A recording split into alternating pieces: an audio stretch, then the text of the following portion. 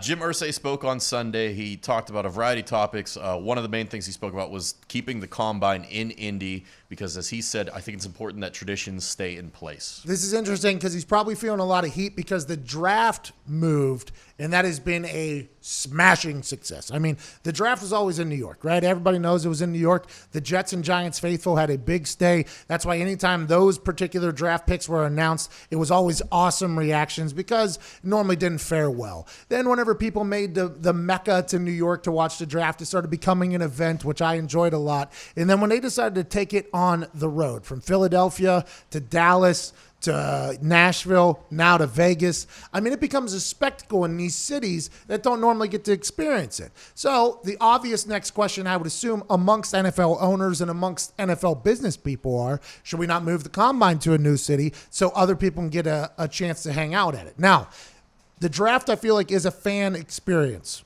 I don't think the combine is anywhere near that. As somebody who has lived in Indianapolis now for the last 10 years, has been a part of watching the combine. I wasn't invited to the actual combine, but has been a part of like the interview process over there with some players and going and doing the little radio row over there. It's not really a fan experience. So if you move it to another city, it's not like the citizens of that city are getting to experience anything different. It's just that the place is in a different spot. For me, Indianapolis, and this is what I said to that Yahoo guy, Indianapolis is like the best host city there is.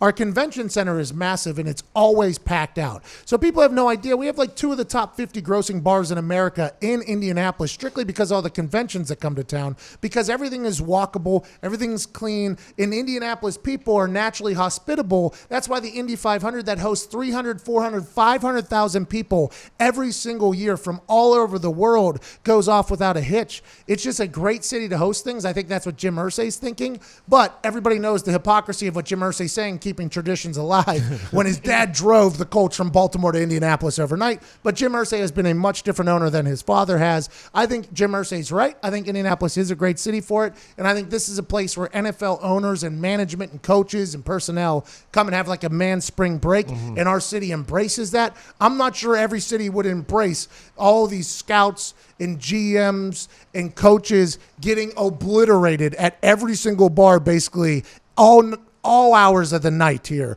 for like the next 4 or 5 days. And I think that's why it should stay in Indy. Personally, that's what I think. Yeah, and it just works out perfect because the convention is right next to the stadium where they go work out. They walk from one to the other. I mean, it's just like you said, the draft is an event. Like it's a 200,000, 250,000 people. People don't come to the combine to watch.